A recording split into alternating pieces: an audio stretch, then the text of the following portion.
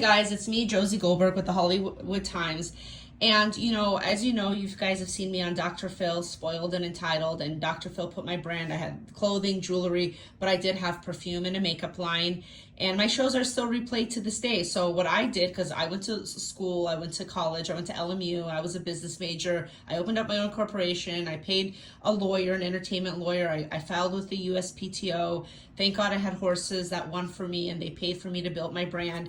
And I did, and I'm going to show Vince, and he's not going to yell at me or make fun of me. Could you open that? Of course because not. So what I did, there we go. yeah, look, okay, Right. so I made a Spoiled and Entitled perfume, because you have to go to the state and you have to show packaging, right?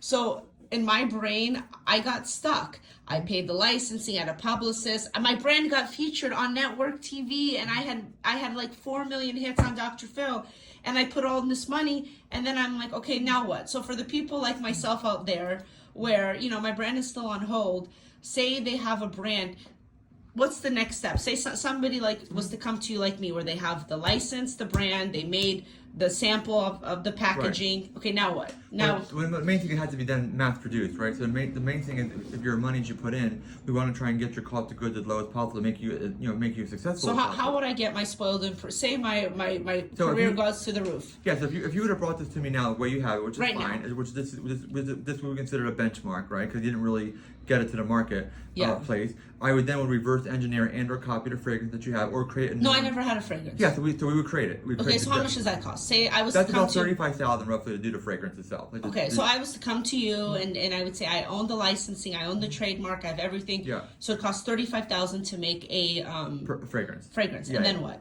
Right, so then we got to put through all the regulatory testing, the FDA required testing, which we do here at my facility. And then while that's happening, then we would be locking in and doing your packaging, your global translation, your copy. How much more would that be? That's about $5,000-ish to get all the artwork. So I'm kind of like 50 or 75% there. So for me, say something happens and I marry a rapper, or I get on a big TV show and I come to you, Vince, and I become a big reporter, and I say, okay, I have the trademark, I have everything. How much would it cost for me now to get my Spoiled and Entitled perfume to the finish line? Right. Well, the main part you're missing is you have to manufacture it, right? Yeah. That's everything we're talking about, the creative part. Then you actually have to physically buy the packaging. You got to physically buy the sleeve. You got to physically get it all decorated. You got to buy your label. So you're really about $100,000 to about $150,000 all in to be safe to get a brand to market and have a little bit of dollars to actually. So basically, all the money I spent, it was for nothing, because I did it all wrong. So honestly, if I was to do it all over again, you don't want to do it wrong, call me. Yeah, you want to go through Vince, because you're gonna have to do it anyways. But yeah, so I realized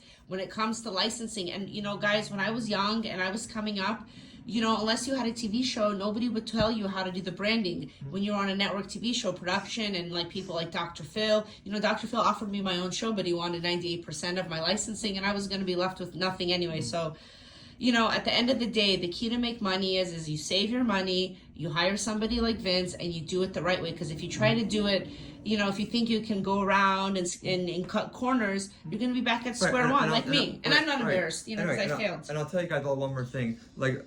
I would say as high as 85% of everything I do in this company is fixing other people's problems. So that's what you're saying. So people like me have come to you? Yeah, well, all the time. That's what I'm saying. So it's not unusual at all, and we feel bad at that point. But we are kind of known to the people that fix the botched nose jobs, because we have to fix the ones that kind of fail, which is fine. That's what we love doing. Do you like that name for perfume, or no? Spoiled and Entitled? No, I do. Really? It's actually great for that, of course. Really? Yeah, so maybe one day, I still have a license. Maybe when my career takes off, I can get one of your horses in Kentucky Derby, and we'll be good to say. I had a horse today. Her name was Spoiled and Entitled. She won at Del Mar, and her father won one of the legs of the Triple Crown, but she never made it. Yeah. But my point is, you guys, it's very hard to do licensing, and if you think you can do it by yourself, when I was in the game, nobody was there like a turnkey. It's like buying a piece of property. You want a property, it's like a man. You want somebody that's really able to go to the finish line. You don't want a guy that's in the middle of a divorce and has encumbrances. Same with building a brand. You want to build a brand from start to finish, and you have Vince to